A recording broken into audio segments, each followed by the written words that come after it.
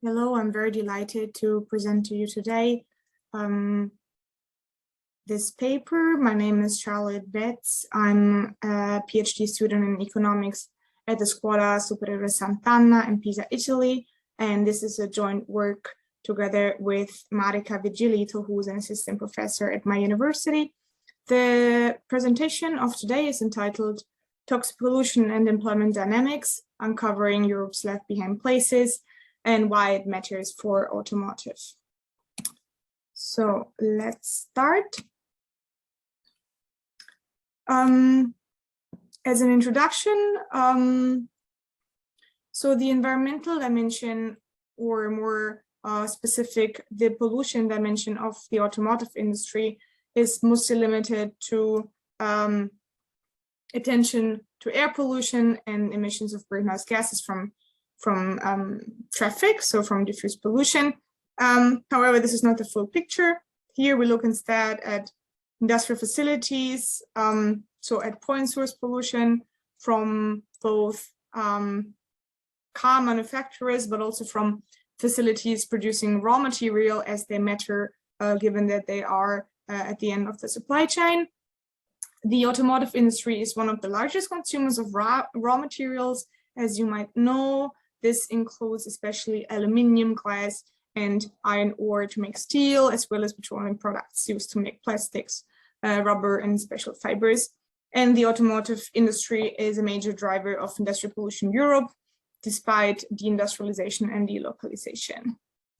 So this connects then to the broader topic of our paper. So the dark sides of industrial pollutions are still relatively understudied by the economics literature, which has devoted more attention to health-related effects. But we are more interested here in studying the negative effects that propagate from pollution to socioeconomic deprivation. And then the emergence of toxic pollution as a cause and consequence of growing regional inequalities would add a dimension to recent geography studies and would have very strong implications for any just transition. So through the concept of so-called sacrifice zones, we look at the nexus between industrial pollution that is toxic to human health on the one hand, and the spillovers from the plant's production activities in terms of employment and demographic dynamics on the other hand. So we investigate what we call the environmental dimension of left behind places, and we propose toxic pollution as a structural socioeconomic driver. So this paper consists of two parts. The first is of descriptive nature, where we look at the geography of industrial activity, dangerous for human health, disaggregated by industries, toxicity, and pollutants. And in the second part, we carry out an empirical analysis to study the negative effects propagating from pollution to socioeconomic deprivation. We focus on two variables: toxic pollution and sector-specific environmental technology that we measure through the concentration index of pollutants. So this is a regional level analysis that covers 12 years. And because we are especially interested in understanding left behind regions, we use quantile regressions to study how toxic pollution impacts those disproportionately.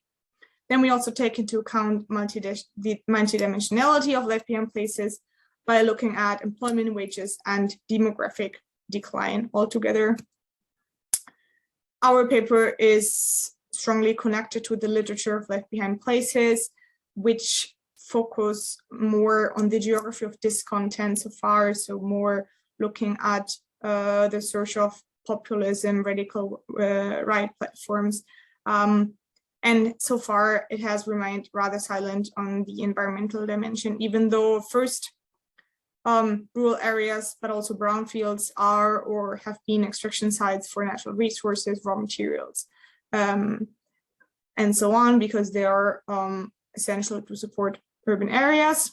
And then environmental policies have strong implications for left behind regions, where brown and extractive industries are located, because together with the distributional consequences of globalization, automation, and so on, they lead to a compound disadvantage. So there's a strong need to understand better the political economy of toxic industries and how they interact with the geography of left behind places. Then concerning the economic geography literature, there's a tendency to focus on positive performance dimensions of firms, and less room instead has been devoted to the dark sides of economic activity. So we're trying here to understand the lock-ins of high polluting facilities that in many places have created a landscape of crisis, and trace toxic pollution to socioeconomic deprivation through different theoretical channels. So the first one is about path dependence and regional lock-ins. So for example, the rigid specialization trap, or the weakness of strong ties. Then we look at a possible labor-saving effect of the environmental technologies in toxic industries, but also our findings point to potential spatial inequality feedback loops. So let's have a look at our data. We use two different data sources. The first one is the EPRTR, the European Pollutant Release and Transfer Register, which contains pollution data for georeference facilities, where we have information on how much emissions at the pollutant levels those different facilities have released. This is comparable with the EPA's TRA, and this facility data is then used to calculate annual and chemical specific air pollution. So together our data sample covers 15 European countries with more than 1,200 NUTS3 regions from 2007 to 2018.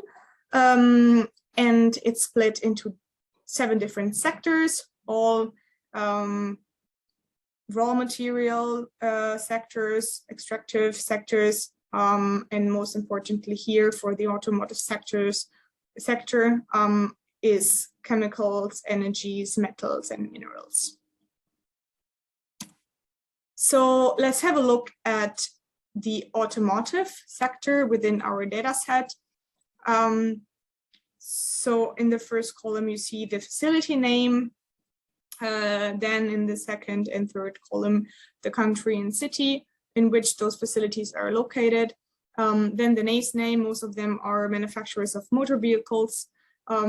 And then the last column shows the amount of toxic pollution in logs emitted across all years in our data sample.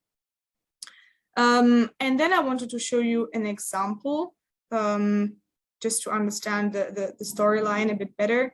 So we look now at the third row, PSA Automobile, just to make an example. So this is a large car manufacturing plant by PSA near Rennes in northwest France, in the département Ille-de-Vilaine.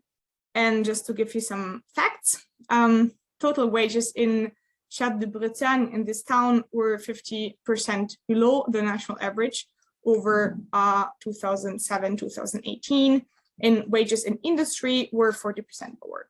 And then employment in industry has been declining by 11% when comparing 2007 to 2018 levels.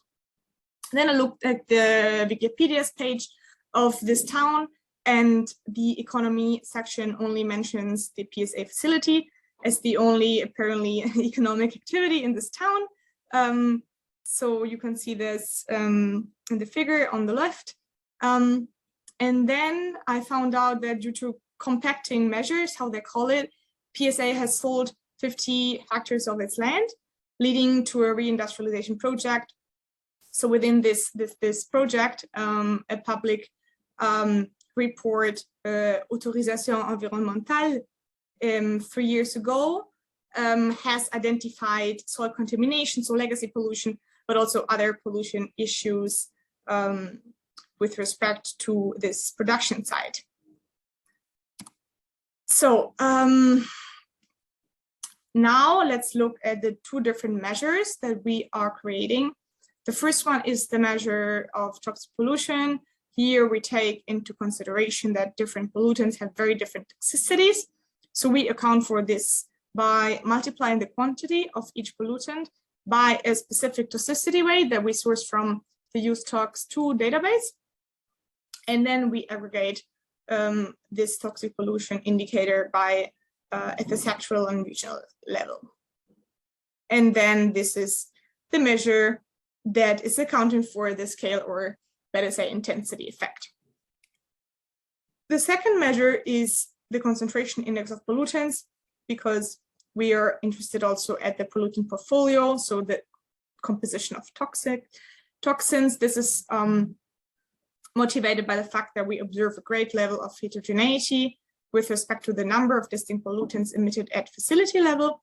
And to capture this heterogeneity, we construct this concentration index, which we then weight, what we can see on the right side of equation 2, by the share of pollution a given sector S is responsible for within the region. And this index allows us to investigate a possible composition effect. This is our second data base. So we source the economic variables from Cambridge Econometrics. It's also SNR3 level in partition in 6 different sectors.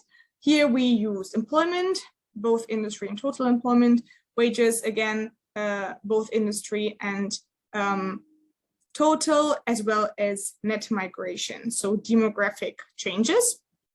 And we employ all those in logs, except for net migration, which is in changes. So let's look at the first contribution. As I said, the more descriptive parts here, we map our facilities.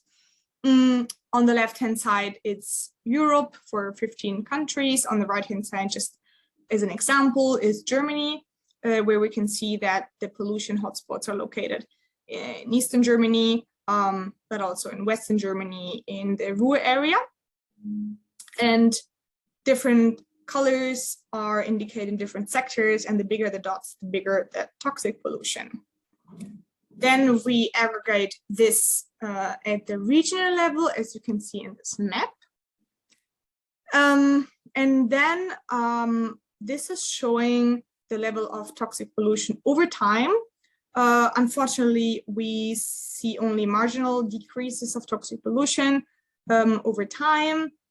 However, we see that there are 2 big outliers. So the red line and the blue line that are respectively metal industry and energy industry, which are responsible for the lion's share of toxic pollution in Europe. So this is our first variable. The second variable is the concentration index of pollutants. And what we can see here is that they have increased a little bit, which is good news, which means that on average, sectors emit lower levels of different pollutants. And here again, we see that the energy sector and the metal industry perform worse because they have the lowest concentration index, what you see on the bottom. Now we plot the pollution concentration against the toxic pollution, where we see an inverse relationship, which motivates the fact that we put those 2 variables together that look at different dimensions. One looks at the scale effect or intensity effect, while the other one looks at the composition effect. And now let's look at our empirical analysis. So as I said, we use quantile regressions. There are advantages because they allow us to analyze the different role of toxic pollution for left behind places vis-a-vis the rest, especially because we encounter large levels of heterogeneity across regions with regards to employment and wages, but also demographic changes. So we estimate percentile equations for 5 different percentiles, and then we associate the notion of left behind places to the 2 lowest percentiles, so the 10th and the 25th percentile. Our baseline specification looks like this. On the left-hand side, we have left behind places is a vector where we, one after the other, take into account log of employment, log of wages, and net migration. Then toxic pollution in logs is sectoral toxic pollution computed at the regional level, and where we take into account the different toxicities, so weighted. Indicator is a dummy for sensitive regions for which we don't observe any toxic pollution.